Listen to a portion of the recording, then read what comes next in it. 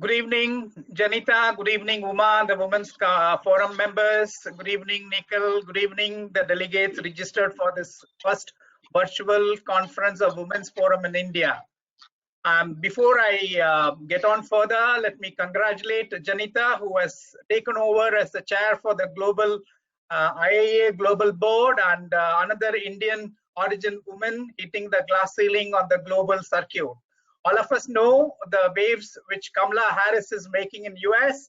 We are proud of Indra Nooyi, who has reached the pinnacle of corporate world. I'm sure Janita will make her presence felt in the audit world in the days to come. Congratulations, Janita. We are happy to have you with us.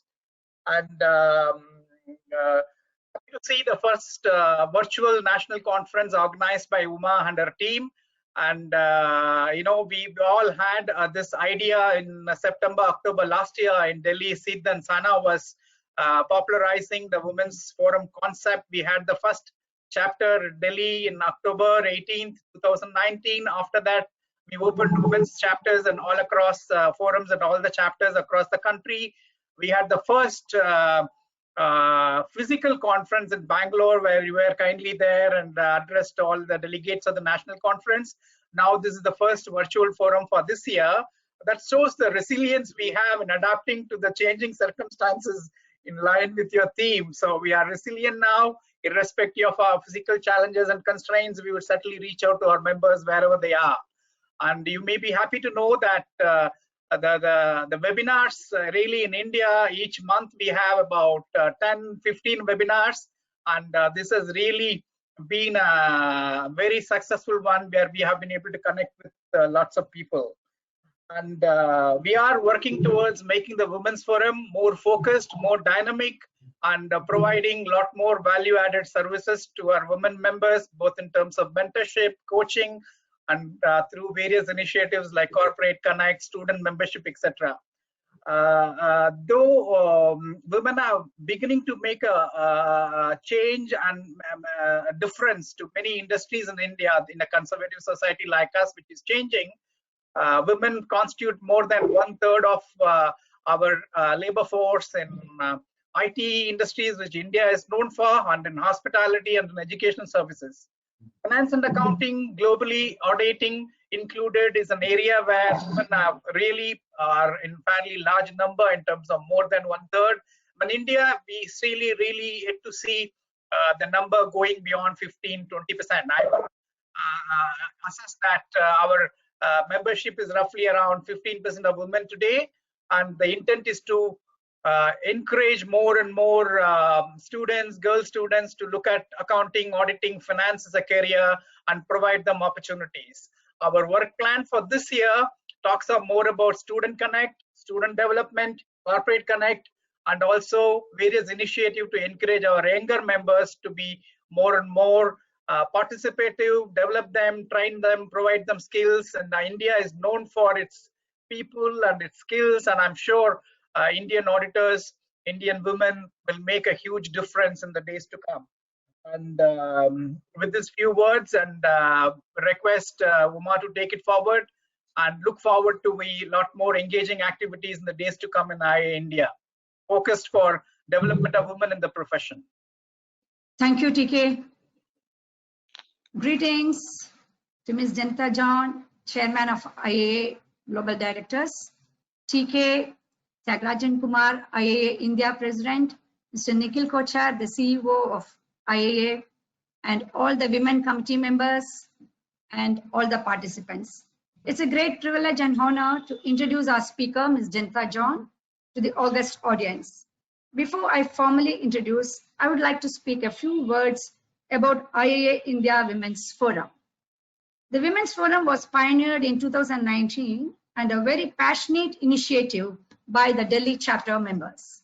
Over the last 1 year, we have expanded our activities and initiatives across India and has also implemented in all the other chapters of India. And the key objectives of this Women's Forum is encourage and promote women in leadership roles, augment women-centric programs, inspire women members to set and achieve higher goals, advocacy for women's career acceleration, promote networking opportunities, and we are proud to have the wow factor, Women of Worth. And in this context, we are also doubly happy to have a woman as the chairman of the helm of IAA.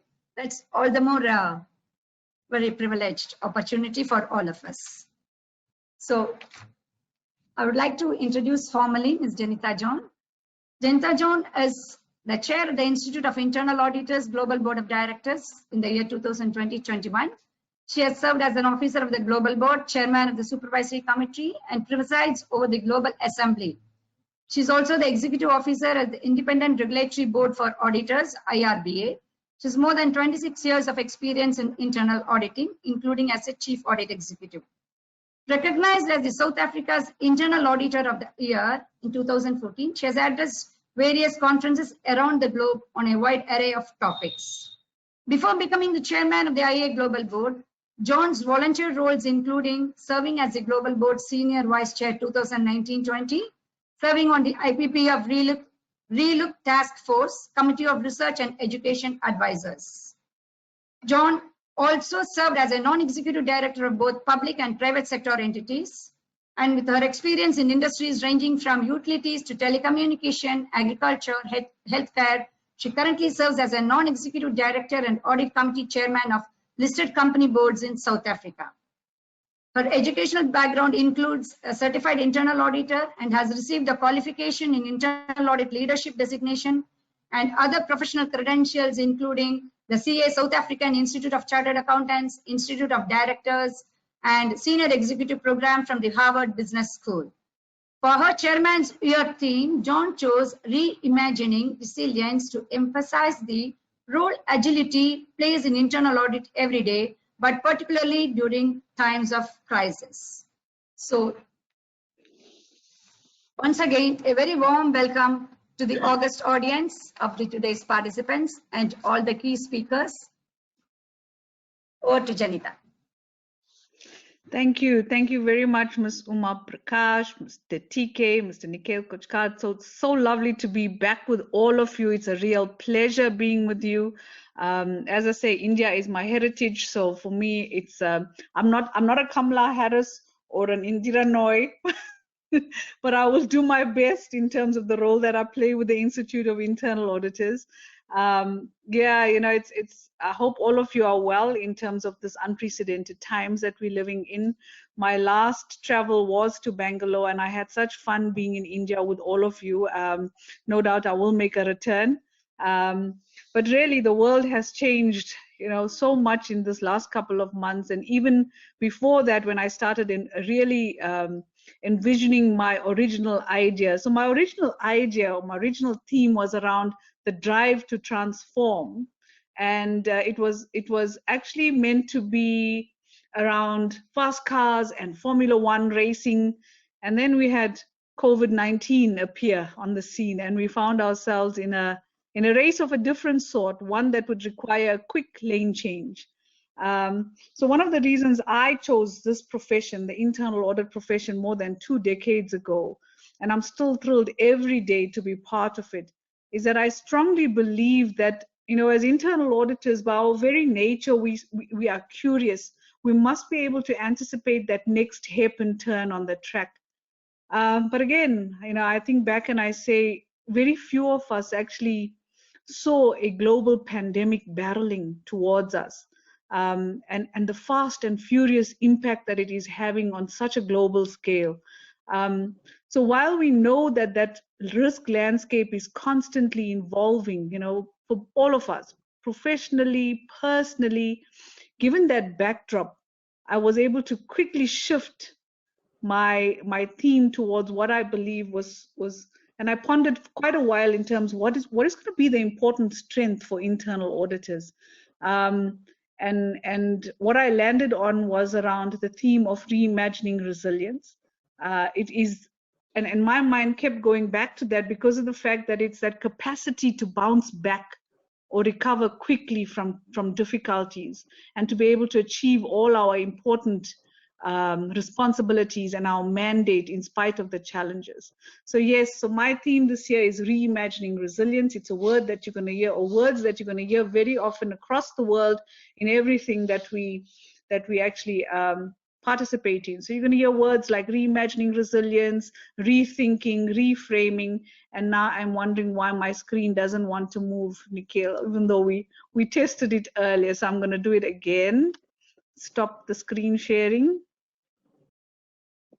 Yes, now we see it. Now you see it, and there we go. Lovely. It's working. Lovely. Yeah. Okay, thank you. That was resilience personified. Yes. Okay, so in terms of my time with you, I really want to share a lot, and I do have a lot to share with you. So I want to share with you what's my thoughts on how internal audit can become more resilient in the face of ever-evolving risks.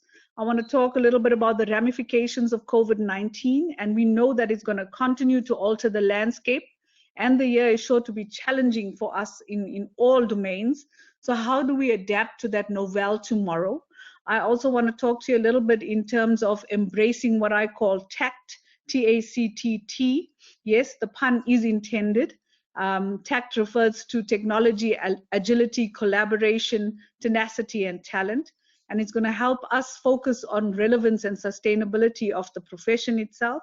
I also want to cover the critical and enabling role that the new 3 lines model, which I'm sure most of you have been able to download. It was released on the 20th of July this year. And how the way the model would help you in terms of organizational governance. And I'm going to leave you with some final parting shots, as well as after that we'll be able to engage in an interactive session with some questions and answers. So yes, my next slide is around, so what is resilience? You'll see my little guy on the corner of your screen moving around, jumping around, bouncing back. So why is it important, and how do you know if you are resilient enough? So resilience is typically defined as the capacity to recover and rebound from challenges. It is your ability to withstand adversity. It's your ability to bounce back and achieve despite life's downturns.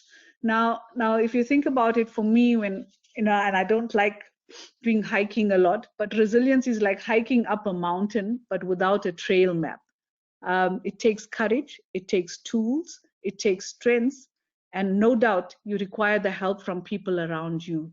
So you're likely to experience setbacks along the way, but eventually you'll reach the top and you will say, look how far I've come. And this is what we need, resilience, to possess. We have to have resilience to be able to help our organizations thrive today. So yes, for internal auditors and their organizations, resilience demands far-reaching transformation. So why do we need to transform as auditors? So you would have heard, and in my last presentation, I spoke about the VUCA world that we live in. And I'm sure some of you would have heard, and that's now converted to tuna. VUCA was volatile, uncertain, complex, and ambiguous. Now it's converted to tuna, no, not the fish, but turbulent, uncertain, novel, and ambiguous. So yes, what does it mean? It means that the external environment that we live in is changing so rapidly and unpredictably so, making our leaders, or making us look silly if we're not able to adapt to this. So what worked yesterday won't necessarily work tomorrow. So your executives now have to try to respond by predicting the future. You need to be able to look at predictive metrics, early warning signals, and identify market and technology trends. Now, for me, internal audit, together with their organizations, have to transform people, processes, and platforms that we work with today. Audit hotspots, this is one of my favorite slides that I share with auditors across the world. And it's so important when you're putting your audit plans together that you try to look at thought leadership materials from different sources, from different companies, different organizations that are out there. You look at the IIA itself, the Institute of Internal Auditors, a lot of thought leadership material comes out. What this slide is meant to depict is that you see there's a repetition of hotspots over time. And it still prevails today on our audit plans. So when we look at cybersecurity, data privacy, data governance, third-party relationships, the key questions we need to start asking here is that how do we reprioritize based on current changes, based on changes that take place in the control environment? So when we look at what the pandemic has done, what COVID has done, is that the control environment is no longer confined to on-premise physical sites and infrastructure. It has actually changed. It has expanded into the virtual world and into employee homes, into the cloud environment. So yes, in 2020, whilst our key themes are still prevalent, like you can see on the slides, we need to be able to review our audit approach swiftly. We need to be able to reprioritize our audit plans and realign our audit objectives to that of our businesses. And our businesses, as we know currently, are focusing on business continuity, crisis response, operational resilience, and sustainability. So you'll see, from a hotspots perspective, internal audit has to be able to avoid what is happening around us and stay attuned to what is happening around us. So you have to remain commercially savvy. Why? Because change is constant. Yes, very much so. And over the years, we've seen different forms of crises with different impacts. From Enron in 2001, and 19 years later, we're sitting with a pandemic.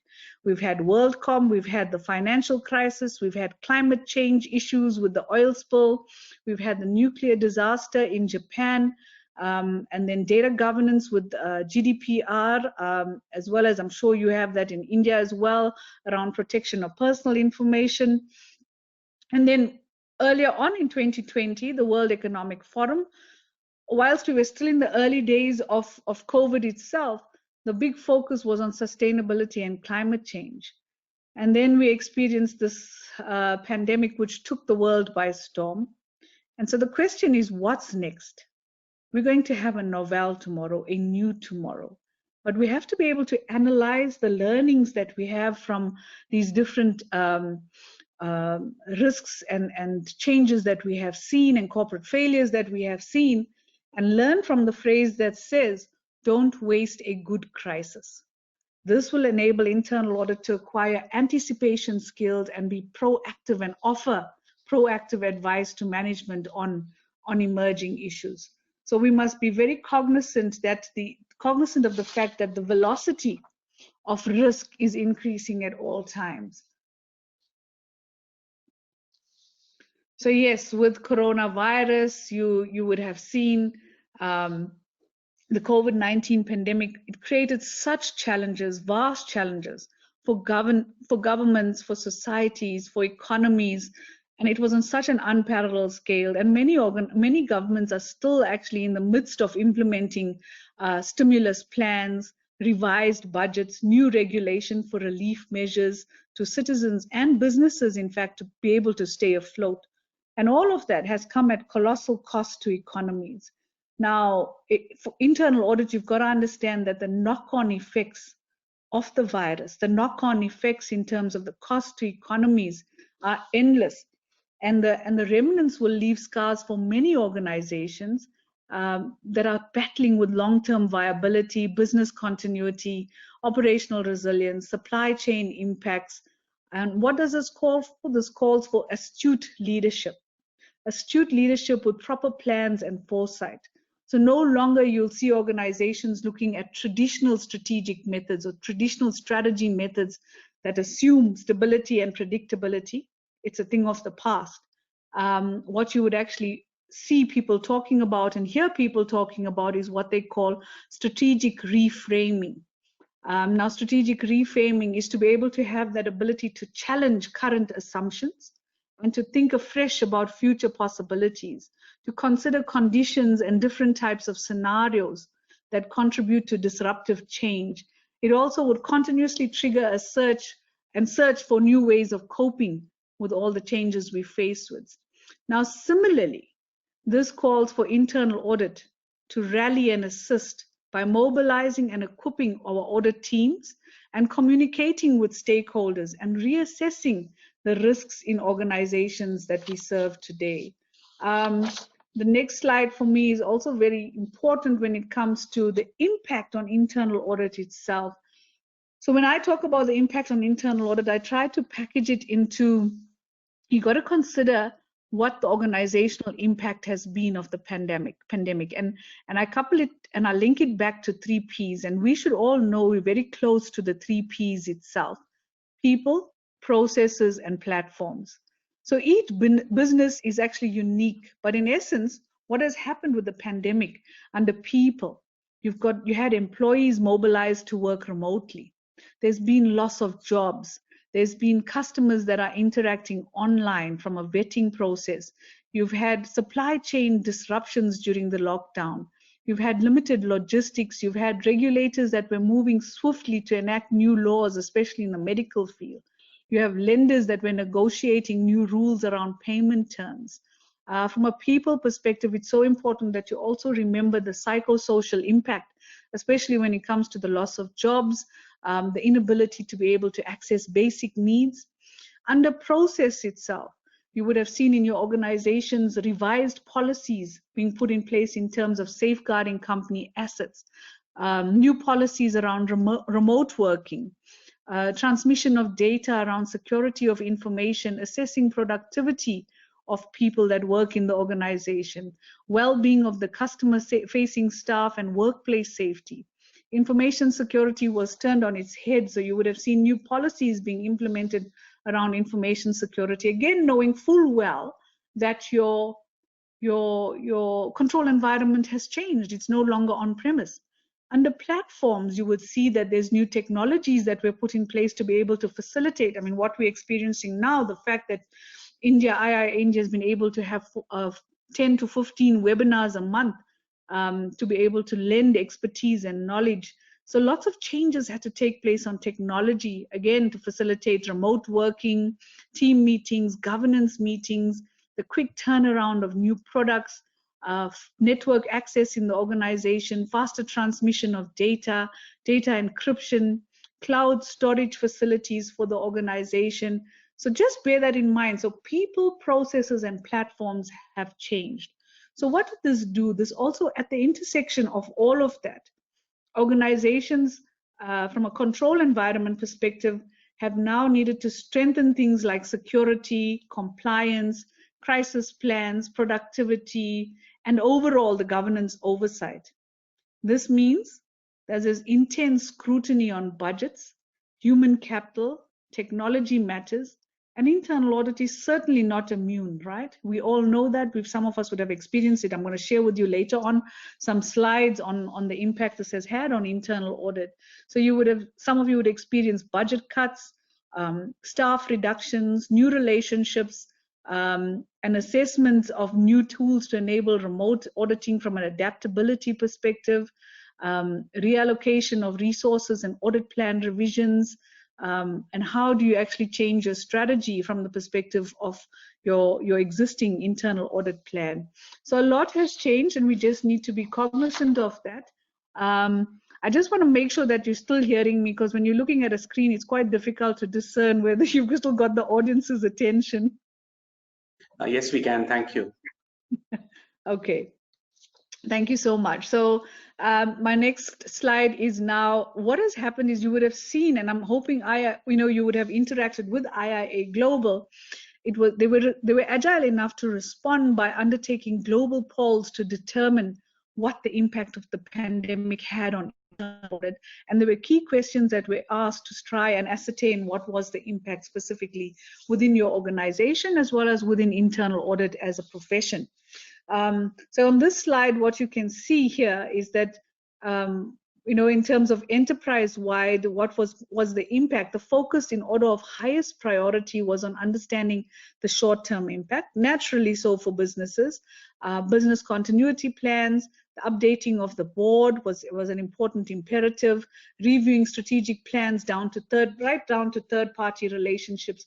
These became top of mind for organizations, how they were responding to COVID-19 at the very beginning of, or at the onset of the pandemic itself. Then from an internal audit perspective and looking at internal audit, we also did another poll on how organizations are responding around internal audit, specifically on the budgets that they have from a short-term perspective on COVID-19. And you will see again, as I've mentioned earlier, internal audit across the world, audit departments were not immune to budget cuts. So everybody was impacted in terms of having to do more with less. Another poll that was taken was around audit plan changes to COVID-19. And here it's quite heartening to see that auditors across the world were swift to realign their plans and add on new audit engagements to the evolving landscape. And this is indeed very commendable. And we continue to take more polls with IIA Global, with the COVID exchange team in place. The lessons learned. So what went right during this time? You can see within internal audit, we were quick to update our plans. Some of us were able to reassess risks swiftly and understand the different tolerance levels that were put in place. Internal audit also was able to put aside normal audits to assist the organization, and they proved or provided additional value by being agile and flexible enough. Now, at the same time, what had happened here is that you see a lot of solidarity coming together, lots of working together. You would have the positive action for me was around the COVID-19 resource exchange by IIA Global, which tapped into the wisdom of auditors across the globe. I also want to mention and recognize various affiliates like India, for example, who took on this initiative, held webinars free of charge, across the members, serving our members, making sure that we can still share experiences and ideas on how to retool internal audit to respond to the pandemic and what has come with this particular episode we're all experiencing. But equally so, we must be awake to what went wrong, right? There were some areas that lagged. There were some auditors that were very hesitant to take on this high-profile role. They felt that they were not able to adequately map high risks in the organization. They had definitely a delayed understanding of the full range of risks that the pandemic brought with it. And in some cases, internal audit did not get involved soon enough. Whether it was fear or whether it was not recognized by organizations, we actually need to drill down further and ask ourselves those questions as to what did we do? How did we change? How did we adapt? How were we agile enough? Another question we asked was, is internal audit involved in the discussion around COVID? So here you can see as well, the lack of involvement is depicted on the slide. And again, these were taken in the early days of the pandemic itself. USA has shown the highest percentage of non-participation, whether it came to crisis response teams or what. And I'm hopeful, and I'm probably aware now that a lot would have changed as time progressed during the pandemic and people became familiar with some of the uncertainty that we experienced. So I want to turn to this slide, which is quite important for me, because again, at the onset, what was important is for us to be able to respond with resilience. We had to understand, how do we advance during this period of adversity? What are the areas that were impacted? How do we remain goal-focused? How do we remain tenacious? How do we still deliver our value proposition as internal auditors? So this slide, what I've done is it's able to depict the critical focus areas that I think internal audit must take cognizance of, and it's in no specific order, and some of it may not be applicable to some of your organizations, but nonetheless, I hope that it actually helps you to realign your audit plans. And again, I strongly say it's not a time for inertia, but for the proactiveness that we promote within our principles of internal auditing. So from the perspective of what I've got in screen, initially it was all organizations had to go live rapidly with their business continuity and operational resilience plans. So the question for auditors to ask is, you were involved in looking and testing your business continuity plan. What was the outcome of your last audit on this? Did we test different scenarios? How robust was that particular audit? Are we now part of the crisis response teams? Are we now offering data-driven insights during this time on the business continuity aspects and operational resilience in the organization? So the other aspect is around human capital, for example, to effect remote work by all people that interact with business, whether it was third-party contracts, IT infrastructure, the relationships, human capital policies and procedures, all needed to be redesigned against a new control environment, as I said earlier. Now, you must also think about insider threat becoming a new reality because people are now working remotely. You're dealing with your third-party relationships is all being done remotely. Your delegations of authority would have warranted change. You've had virtual governance committees. How do you have digital signatures? What's the rules around digital signatures in your organization? The aspect around information governance, specifically record keeping, data security, data quality, all of these were key imperatives or are still key imperatives for this time in your organization. Technology resilience is another area that's quite key to focus on. As I mentioned earlier, new platforms being acquired to facilitate remote working, new products, cloud storage, cyber risk is no doubt elevated in organizations. General and application controls in terms of the testing, the scripts that internal audit would actually put together and have needed to be revitalized and rethought. And all of these aspects impact on organizational sustainability. So initially you would have seen your organization focusing on the financial sustainability and the going concern principle, from revenue aspects to liquidity to capital adequacy to the tax impact to impairments to potential breach of debt covenants in terms of funding, post-balance sheet events, succession planning, especially for key persons during this time that would have taken ill, and not forgetting again that the entire control environment and the governance ecosystem has become susceptible to fraud and cybercrime. So as the eyes and ears of the organization, when you look at all that's sitting on your screen currently, and I don't purport this to be an exhaustive list, the question you need to ask is internal audit attuned to these during this period? And are you able to realign your plans to accommodate these aspects so that we respond with the resilience that it actually deserves? So yes, whilst we're waiting for a new vaccine, whilst economies are still very fragile, and whilst the digital divide still exists, and when I talk about the digital divide, it was some of us were able to very quickly accommodate working remotely because we had access to broadband and Wi-Fi. But we must remember that within our midst, we have poor and we have poverty stricken areas. We have people who are still in masses that do not have this access. So the digital divide has grown, and do they still have access to those basic needs?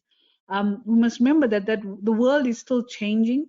We still have a lot of uncertainties, but at the same time, a new tomorrow is emerging and new opportunities are being created. So yes, you've got reformed healthcare, remote education, redefined supply chain management.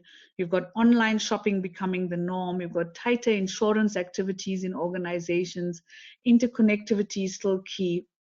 And I talk about this phrase in South Africa that we have called Ubuntu. It's a term that symbolizes the human connectedness. These are all here to stay, and we must, as internal auditors, be cognizant of the fact that recovery will be long and arduous. Hence, aside from the unique organizational positioning we have of internal audit, which allows us to execute our mandate proficiently, I say VUCA leadership in these times is essential. And this time when I talk about VUCA leadership, it is be visionary. You need to be able to use the hindsight and probe changes. You need to have the ability to understand and challenge perspectives and learn. Make lifelong learning a priority. You need to obtain clarity and refocus. You need to be able to see the future. Be agile. You need to be innovative, nimble, and swift to respond. So yes, Make sure that your organizational positioning is correct from a head of internal audit perspective, and your reporting lines. Make sure you understand what organizational value means, that your value within internal audit is aligned to organizational value from the perspective of being risk-based and objective. You definitely have to focus on improving operations. You've got to be the eyes and ears. You've got to be able to see and support the achievement of objectives in the organization by adopting a systematic and disciplined approach. And you have to have a holistic enterprise-wide perspective in terms of also evaluating the adequacy and effectiveness of risk management, control, and governance, which is the foundation of what internal audit does and is required for in an organization. So yes, we have to then refocus on new realities and what we're faced with. And I want to remind you that some of the realities that we're experiencing, they were still there pre-pandemic. Okay, so we must not forget and lose sight of the pre-pandemic realities that we were facing. And however, what has happened is that the pandemic has caused increased intensity, increased impact of some of these aspects. So when you look at it, and I've shared this before, many organizations are reviewing their business models against technology disruption. Okay, and the formula I use on this is what I call D squared C to the power of 5. Now, D squared being data and digital. Most organizations are moving to data and digital. And as we know, data is the new oil, the new commodity, the new asset of organizations. To get there, you need to make sure you have digital platforms. How do we distinguish between structured and unstructured data? And all of this is being shaped by your customer expectations, by the competitive landscape that your organization operates in, by conduct and culture indicators, by compliance in terms of the convergence of different professions and disciplines we see in the organization, and then the cyber physical platforms that many organizations are implementing.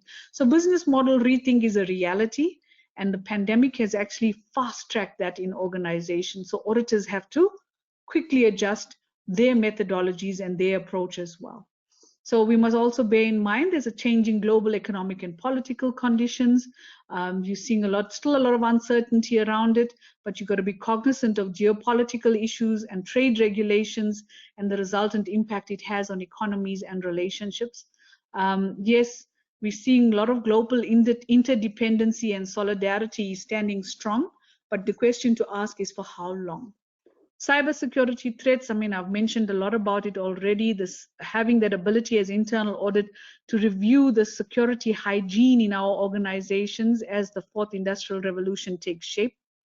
It is now advanced fast, very fast in terms of the pandemic, and it introduces new risks for organizations, especially those that were actually lagging.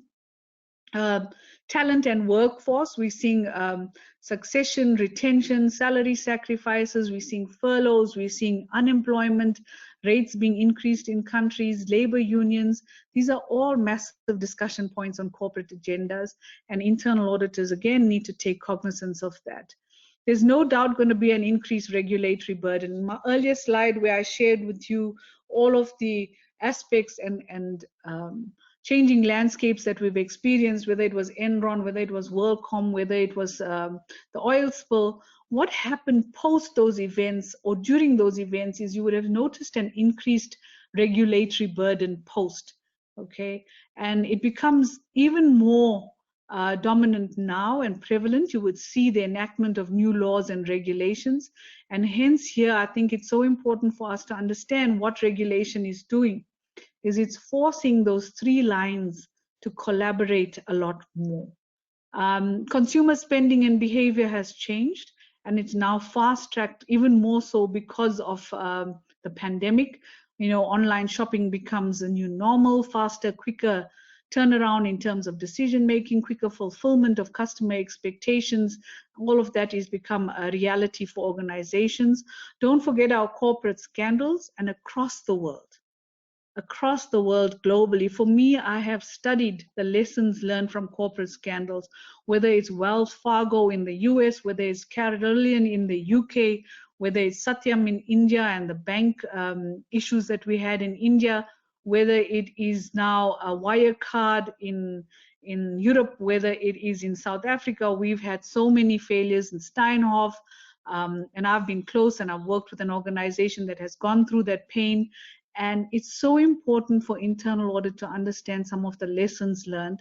And I have actually got a separate deck of presentation that I do on the lessons learned from corporate scandals, to understand the ramifications, to understand the entire governance ecosystem and the roles and responsibilities that everybody plays in terms of ensuring that our organization achieves its mandate without actually breaching laws and regulations, standards, etc. So when you start, and I often implore internal auditors to go in and try to understand, do a post-mortem on corporate scandals. It's so important for you to be awake to what has unpacked, what is actually unraveled from a corporate scandal, and make sure you are tuned and awake to what are the red flags that could potentially exist within your organization. Take note of investor activism. Auditors must attend annual general meetings of their organizations, listen to what investors are saying, what are they most concerned with. A lot of times for me on investor activism is around remuneration philosophies, and is it actually aligned to operational performance of the company. Something that's becoming very high up on agendas is what I call the blended value proposition. And this is around auditing of non-financial information, knowing very well the blended value proposition comprises economic value and social value that actually work in concert with each other. Now, if you look, and this stems from the United Nations Sustainable Development Goals. There's 17 of them. Actually, 12 of them, when you start understanding and unpacking all of these, 12 of them actually relate to equality, diversity, inclusion aspects.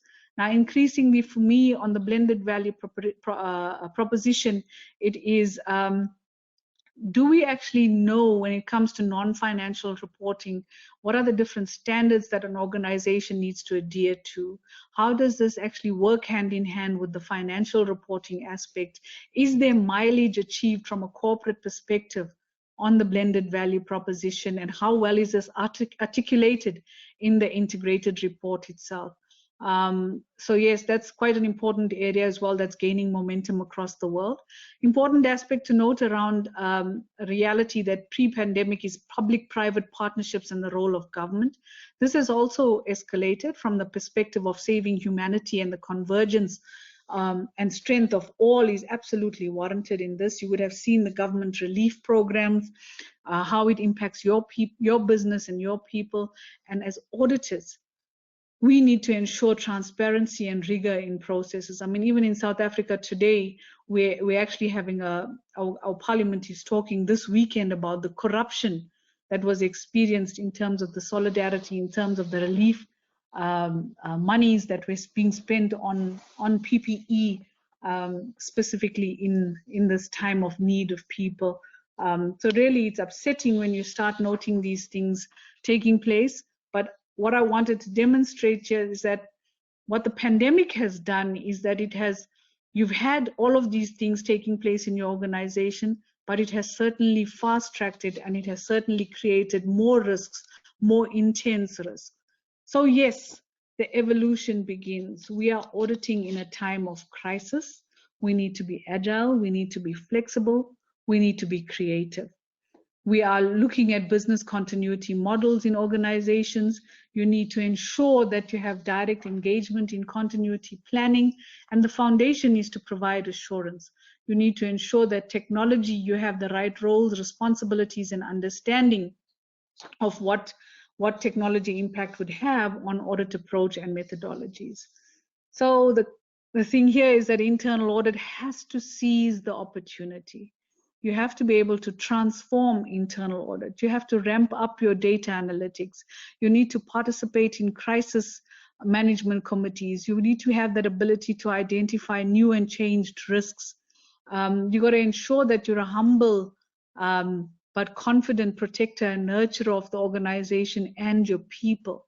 You need to mobilize and equip auditors to work remotely.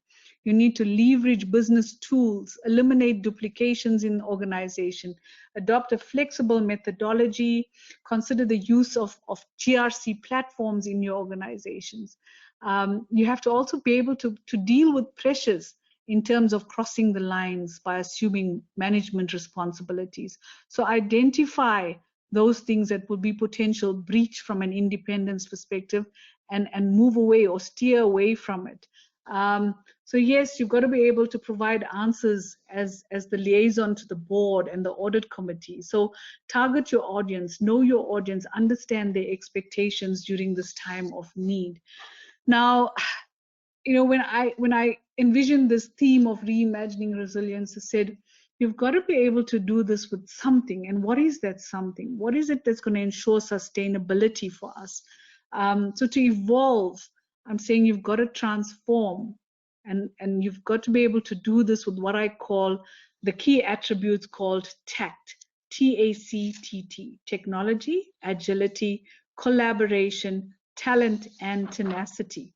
Now, you know, when we look back and we reflect as youngsters, TACT, T-A-C-T, is defined in the dictionary. It's a keen sense of what to do or say in complex times. It's a skill that you have in terms of dealing with difficult or delicate situations. Now, tact allows us to be honest while respecting others. When we build, when we actually communicate tactfully, we can preserve our relationships, build credibility, and demonstrate the precision we have as internal auditors for the organizations we serve. Now, I'm going to unpack each one of them for you, and I think it's so important. I say to you, it's an attribute. The first T is around technology. And here I want to emphasize technology. When I talk technology, it's the fourth industrial revolution, it's data analytics, it's robotic process automation, artificial intelligence. All of this enable continuous monitoring and faster detection of problems. So as auditors, embracing modern technology into your audit methodology, into your audit approach is absolutely vital, because it improves focus on risks and the big picture. Okay, it also, from a special needs perspective, the demand for this actually rises during a crisis. It also allows you to have the skills that are needed for day-to-day and challenging times. As I spoke to you earlier in terms of the data and digital impact on D squared C to the power 5 on business models, if you have the right tools and you're able to be aligned with your organization from a model perspective, you will no doubt provide them the value they need.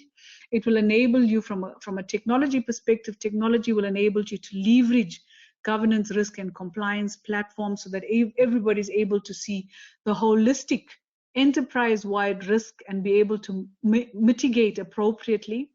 And also understand with technology, you're going to have the cyber world of risks and opportunities, and be able to discern that and cultivate and harness some of the opportunities that comes with technology. On the A is around agility, and no doubt, you know, for me, when people think of agility, they think only in terms of the methodology itself, but agility in methodology in mind is absolutely key. Having that ability to anticipate and respond swiftly to the changing landscape, be able to reshape. Sometimes it's a challenge for tight-knit teams. However, what it does is that it allows everybody to be free thinking. It allows everybody to be able to exercise, as I say, what they want to bring to the table. And it provides relevant and reliable insights and advice. It helps you to foster innovation and improvement. You're able to anticipate emerging issues, so you're able to respond swiftly. And as I mentioned earlier, you must have an agile mind and methodology. So when you start thinking of the audit process, the internal audit process, the planning, the execution, the reporting phase, what is it you can do in each one of those phases to be a lot more nimble in your audit approach? And we've got to be able to do that, and that will actually give us the smoothness we need in terms of of how we actually demonstrate our value that we that we can put through to our organization. The next one on C, and I love this. I love this word, collaboration. It's that ability to work together even when we're apart. You know, and everybody's been talking during this pandemic, hashtag stronger together. It allows us to be strategic. There's a necessity of shared resources and free content.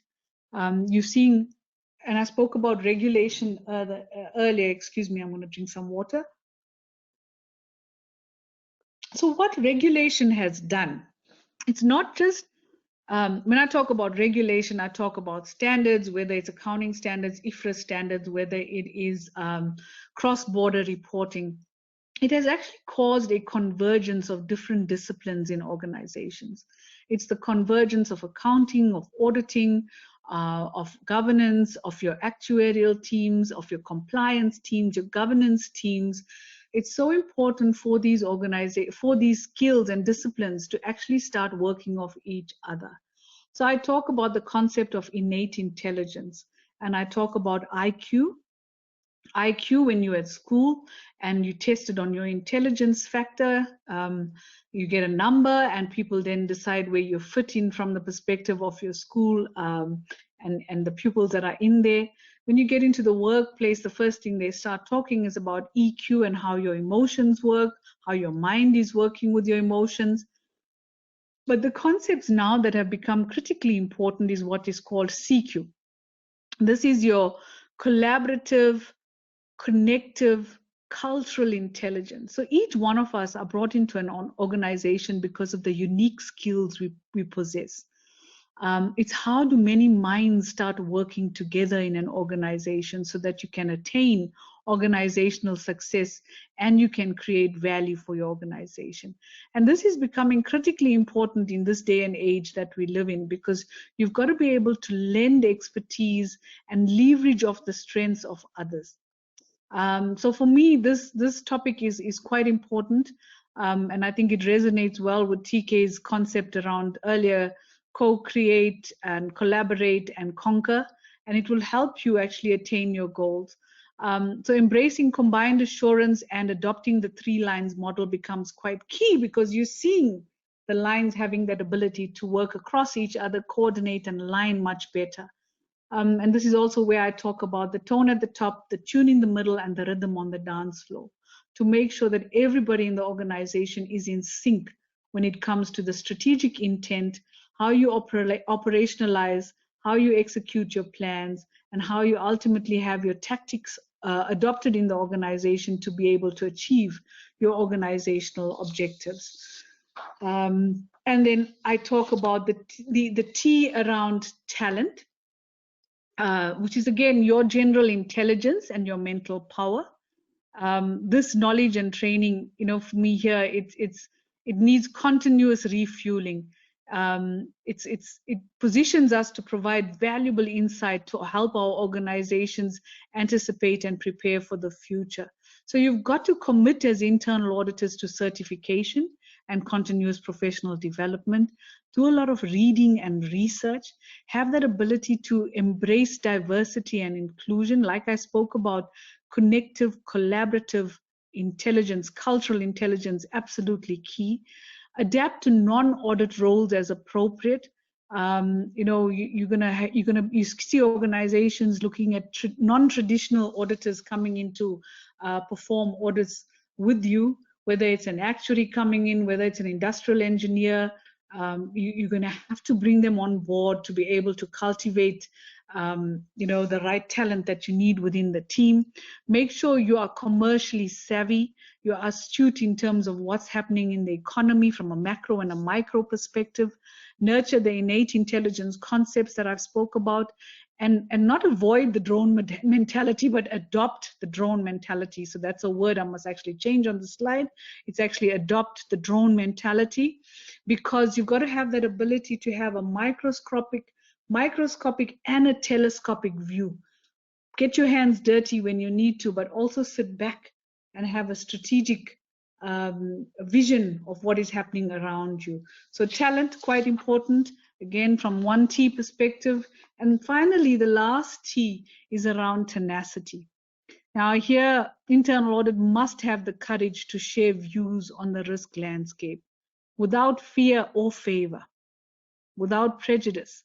And you must be able to provide advice and assurance, to help your stakeholders understand the internal and external environments in which they operate, to make better informed risk-based decisions, to be able to achieve their goals effectively, efficiently, ethically, and sustainably in support of both the function and the business and the organization itself.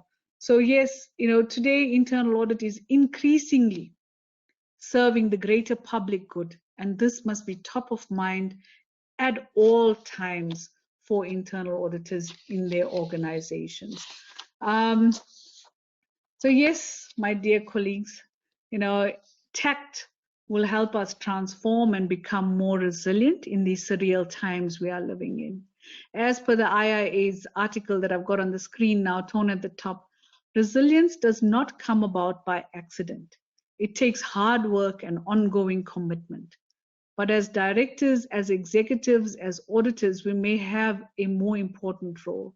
All our actions should have the ultimate goal of preparing our organizations to face the future. And that future is one of increasing risks and uncertainty in which only the best prepared organizations are likely to survive. So as auditors, for us to survive, for us to remain relevant, for us to be that proactive partner, trusted partner, we need to make sure we reinforce this relevance by doing the following. We've got to make sure we constantly recalibrate our stakeholder expectations amidst this episode. And think of things like establishing governance protocols, ask to be included, talk to your organization, target your audience, maintain your lines of communication with your stakeholders, play a role of educating your governing bodies and your audit staff, transform our audit methodology, embrace smarter tools, leverage automation, focus on the risks that matter most, uplift skills around technology especially, learn how to navigate the corporate politics, connect the dots, offer advice on optimization and efficiencies. I think sometimes you get so much ingrained in talking only about audit observations that we forget that we've developed such great wisdom over the years and intellect as internal auditors.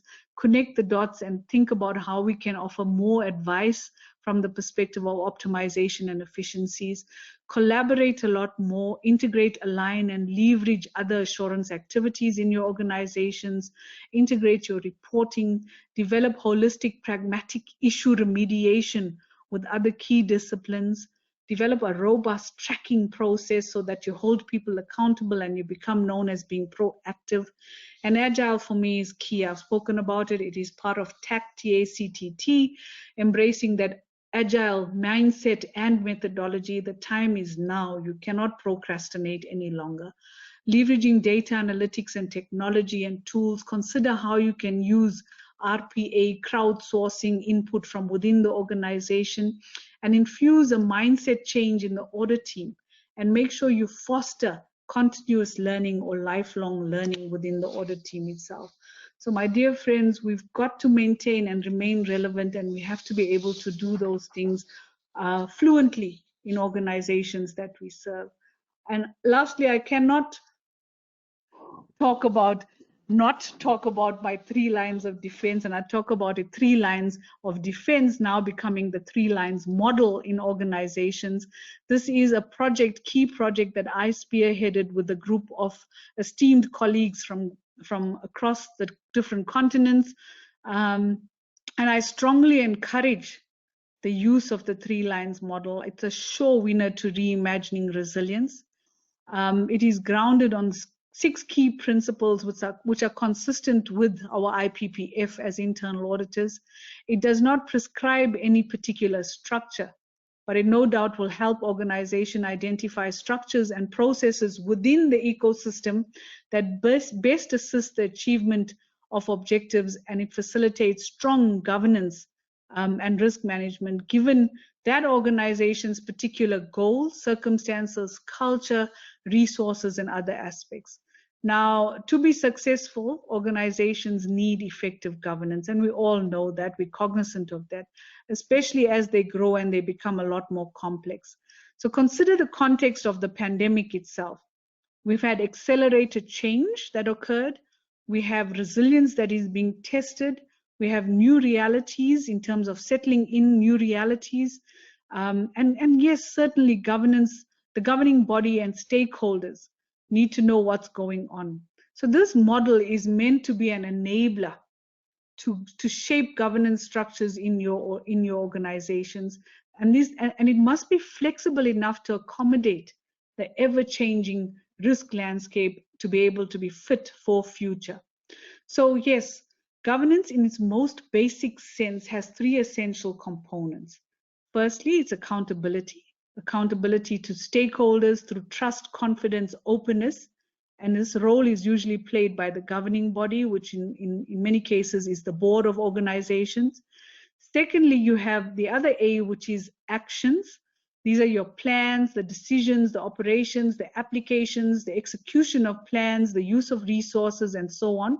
And this is generally assigned to management themselves. And thirdly, you have assurance. That is the independent, objective, authoritative confirmation that everything is working as it was intended. And this is generally undertaken by the internal audit function, who we know are the eyes and ears of the board for organizations. So yes, the three lines model encourages organizations to consider the roles needed for effective governance to help foster success, and not success at any price, but success that is built on effective, efficient, ethical leadership. And it's again in accordance with the wishes of the stakeholders. So I encourage you to look at the three lines model itself, obtain a better understanding. The important aspect that we're emphasizing here is the coordination, collaboration, alignment across the three lines to support organizational success. And organizations can decide from a pragmatic perspective what is the best appropriate structure to suit their own dynamics. So yes, my parting shots to you: to reimagine resilience, let's work together. We need to embrace TACT, T-A-C-T-T, and work together to rescan the landscape and consistently do that. Refocus on new realities, reshape audit perceptions, and reinvent internal audit. I want to say it's been an absolute pleasure talking to you, and I've gone backwards in my slides. Sorry for that. And again, sharing this time with you has been brilliant. I wish you all the best in your professional journey as you traverse this fascinating profession that we all belong to. Remember that the future is indeed ours. And to close with a quote, the future belongs to those who are prepared for it. And I'm hopeful that the slides that I have shared with you, and just by talking to you, that I have been able to prepare you in a small form or the other. I thank you very much.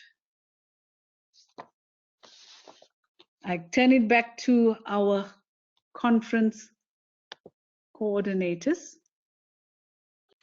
Thank you so much, Janita ji. I think it was an absolutely scintillating lecture which we got to hear from you, a fantastic address. And it is actually a privilege and an honor for me to be delivering the vote of thanks for the address which you've just given all of us. I do remember that when we met earlier in January this year, I had made a statement where I said to reach where you have reached, I think you must be having an extremely supportive husband. And you immediately agreed. I was very happy to see that in an article. And I'm very happy to see that even in an article which we hope we'll be sharing with all our members in our monthly magazine, I think the first statement which you talk about is about the supportiveness of your husband and the close-knittedness of your family, including your two daughters. However, I think you did not do complete justice to yourself when you made a statement like that, if I may say so. I think you are actually an embodiment of resilience yourself. From what I've been privileged to already read and learn and hear about you, I think you've grown up in extremely hard times, which has probably toughened you up. I think you started doing part-time work at the age of 14 in order to support your family. You have excelled academically. You've not stopped learning. Getting the QIAL in addition to the CIA, being a CPA, going through a Harvard Business Program, I think are all indicative of the wonderful measures which you have taken. And you spoke about the fact that resilience is like climbing a mountaintop and charting a new path which you may not have traversed on before. So I think that is something, again, which you have led by example. You have shown us how it is possible, and you have kind of exemplified. I think your resilience is shown in how quickly you could manage to change your very motto for the year for IIA, from the drive to transform to reimagining resilience. Certainly a very, very quick change of gears. We were all familiar with VUCA, and you made us familiar with a new term called TUNA. So it's good to hear about TUNA standing for turbulence, uncertainty, ambiguity, as well as novelty. So that was something which we really appreciated, plus the fact that internal audit really needs to transform. We need to review, renew, reprioritize, realign in order to be ready for a new tomorrow. You talked about the fact that we need to change our strategy based on whatever is changing around us, and there is definitely a lot of change. Whether we look at people, we look at process, we look at platforms, we look at working from home, we do need to be agile, we do need to be flexible. And in order to respond with resilience, we also have to try to ensure that the organizations we work for or we work with become sustainable and better capable of being able to handle the future and face it. The need for a new VUCA, where you spoke about the visionary aspect, the understanding of perspectives, clarity and focus, and agility, I think is something which we should all take back home with us. And the fact that we also need to do whatever we do, not only tactfully, but with TAC, double T, when you spoke about technology, agility, collaborativeness, tenacity, and talent. I think this has really been a wonderful address, a learning session for all of us to see how it is possible for internal audit, the profession, and all of us as individuals to face the future in a better manner, to help our organizations to face the future in a better manner. And I am sure that if all of us could even look at implementing 20 to 40% of all that you've taught us and which we've learned today, certainly I think we'd be able to help our organizations face the future, as well as face the future better ourselves. So thank you so very much. It's been an absolute delight. We are so happy to see that we had more than 180 participants today, despite the fact that you agreed to conduct this program at a very, very short notice. A big thank you to Ms. Uma Prakash, Nidhi, and the other supporters of Mrs. Prakash in the Women's Forum who helped get this organized at short notice. Thank you, TKG, for your address. I think it's always a pleasure to work with you, and also to learn about the new things which IIA is doing. And we certainly want to thank all the participants for being here. We are all looking forward to the big national conference we're going to be having, the virtual national conference on 9th and 10th of October. And we are looking forward to your addressing us on the 10th. Your valedictory session is something which we will all be keenly awaiting.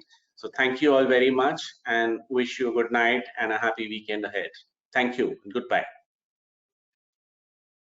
Thanks a lot, Sanchal and Menas, and thank you very much, Janita. It has been a wonderful session, wide range of subjects, leading edge thinking and practice today, what is required for the audit world. Thank you. Thank you. I think it will be a remiss of me not to thank the Women's Forum, particularly Uma. Thank you so much. Look, for me, being there in terms of launching it in Bangalore was such a heartwarming event for me, and I'm keeping quite close track in terms of what you are achieving in India on the Women's Forum itself. And it's something that I would love to take on a journey with me globally, because I'd love to share across the globe what you guys are doing and how you're actually attaining what you want to achieve with this initiative. So I'm very, very proud to be associated with all of you, and keep it going strong. I'm watching you, and if there's anything else I can do, please call on me, reach out whenever. Thank you very much. Thank you so much. Thank you very much Thank you for so your much for support being and with us. encouragement, Janita. Thank you very much. Goodbye and good night, everyone. Yeah, good Chanchal, night. I think we can close the. Yeah. Thank you, sir. Thank you, ma'am. And thanks, everyone. So we are closing out.